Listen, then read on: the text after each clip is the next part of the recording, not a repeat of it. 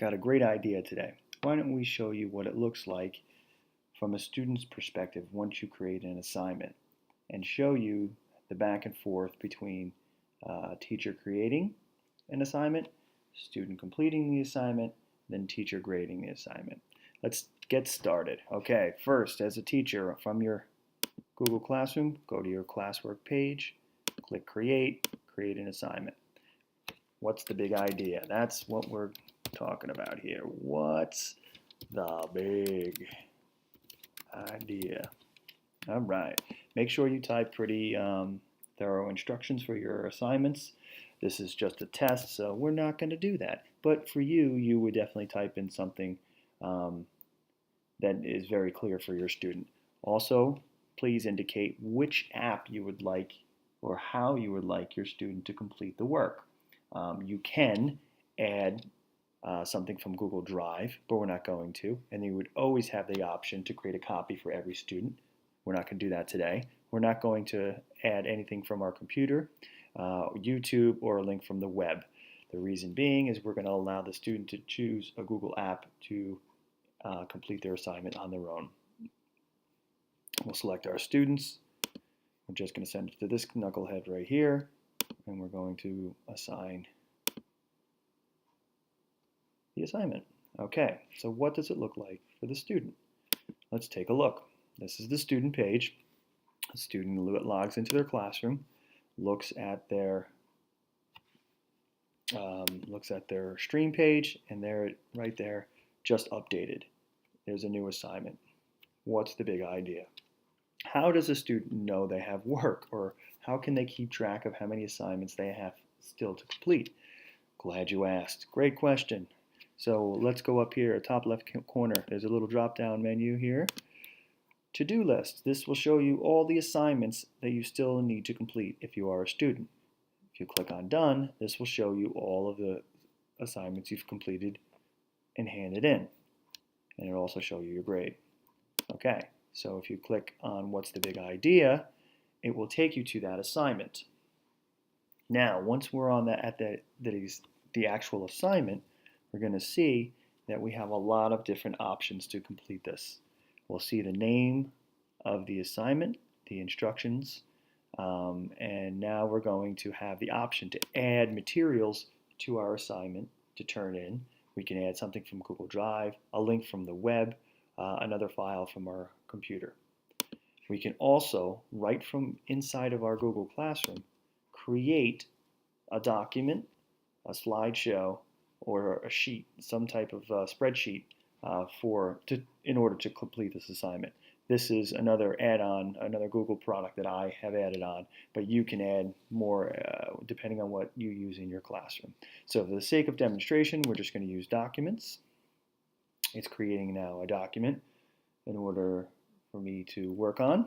I'm going to select that document as the student, and now as the student I will type in my answer. What is the big idea?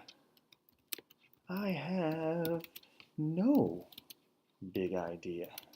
Very sad. Very sad. Anyway, so that's after they complete their assignment, they will click Turn In. Okay. They have now turned in what's the big idea. Let's go take a look back at the teacher's page and see what it looks like from their vantage point once a student hands something in. We'll refresh our page, and we'll take a little look down here. Oh, here it is. What's the big idea on our classwork page? We're going to view our assignment, and we'll click on the student.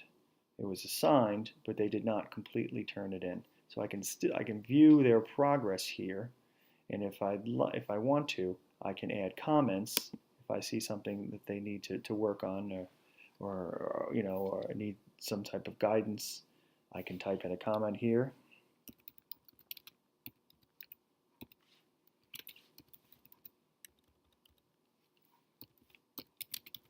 There we go. So now that comment is added to the assignment. The student can then go in and resolve that.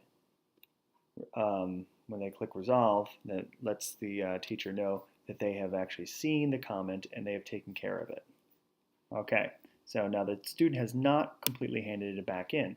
So once the student, if you go to what's the big idea,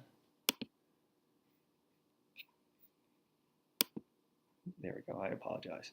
So we're back at the student page. So now once they work on their assignment, they still need to come back to their Google Classroom page to actually turn it in. So from the document, you'll hit turn in. It sends it to the teacher. The teacher then has access to your work, and the teacher can make some comments for editing purposes. Now the student is going to actually turn it in for a grade. And we're going to turn it in. Done. Okay, so now we go back to our teachers page. We'll refresh. And there it is. It is turned in. Okay, we can take a look at it again, see if they've resolved the comments. They did not resolve the comment, so we're not going to give them full credit for this assignment. So we'll give them, I don't know, 89, completely arbitrary. But once we have determined what grade we're going to give them, we're going to return it to the student. The student will then be able to see what their grade is on the assignment. Okay, so here is back to the student page. Click on classwork. What's the big idea? We'll click on that assignment. We'll view it, and there's my grade, 89 out of 100. So that is the workflow from creating an assignment from a teacher's perspective all the way through the student completing the assignment using one of the Google applications, and then all the way through the teacher again. After it's been submitted by the student, the teacher reviews, makes comments, the student resubmits, and then the teacher gives a grade and returns the work. I hope seeing the workflow from both sides kind of clarifies what is actually happening. Sometimes as a teacher, we are just assigning these things and we're not really sure what the students are seeing, and we can't really answer questions if they have any as to what is actually going on. So hopefully this sheds some light on that, and if you have any questions, feel free to contact me.